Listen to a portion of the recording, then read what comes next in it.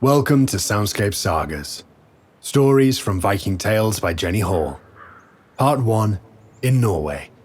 Chapter 11, King Harald Goes West-Over-Seas.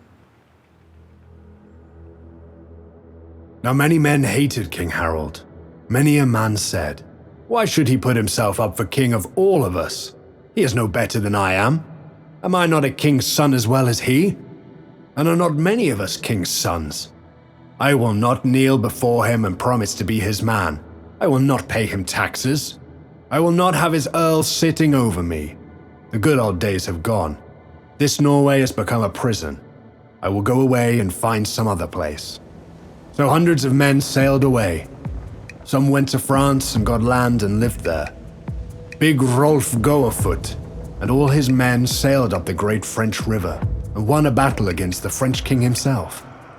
There was no way to stop the flashing of his battle axes, but to give him what he wanted. So the king made Rolf a duke, gave him broad lands and gave him the king's own daughter for a wife.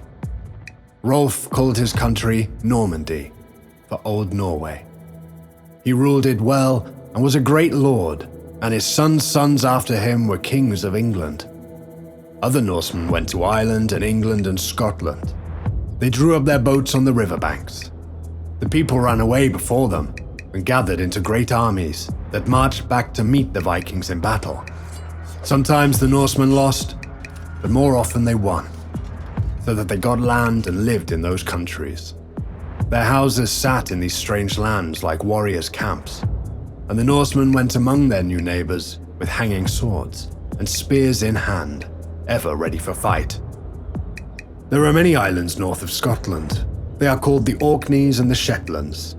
They have many good harbors for ships. They are little and rocky and bare of trees. Wild seabirds scream around them. On some of them a man can stand in the middle and see the ocean all about him. Now the Vikings sailed to these islands and were pleased. "It is like being always in a boat," they said.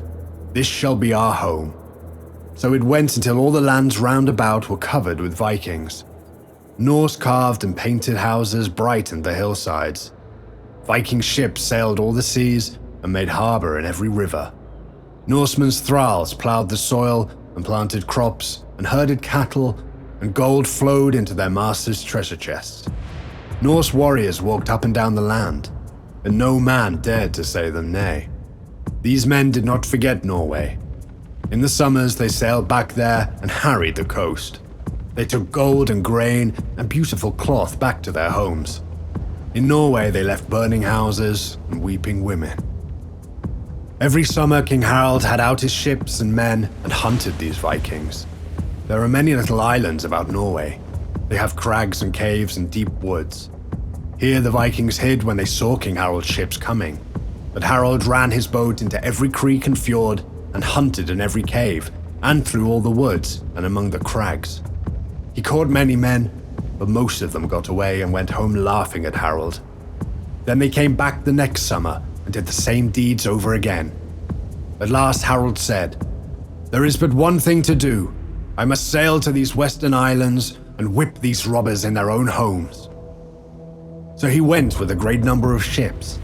He found as brave men as he had brought from Norway. These Vikings had brought their old courage to their new homes.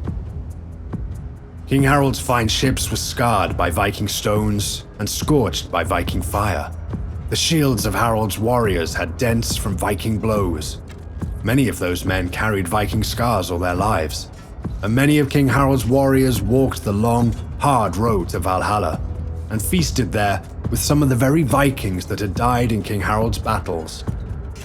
And after many hard fights on land and sea, after many men had died and many had fled away to other lands, King Harald won. And he made the men that were yet in the islands take the oath, and he left his earls to rule over them. Then he went back to Norway. He had done more than he had vowed to do, people said. He has not only whipped the Vikings, he has got a new kingdom west over seas. Then they talked of that dream that his mother had. King Harald was the great tree, they said. The trunk was red with the blood of his many battles, but higher up the limbs were fair and green, like this good time of peace. The topmost branches were white, because Harald will live to be an old man. Just as that tree spread out until all of Norway was in its shade, and even more lands. So Harald is king of all this country and of the Western Islands. The many branches of that tree are the many sons of Harald, who shall be earls and kings in Norway, and their sons after them, for hundreds of years. Thank you for listening. Please join me again to hear another story. Until then, farewell.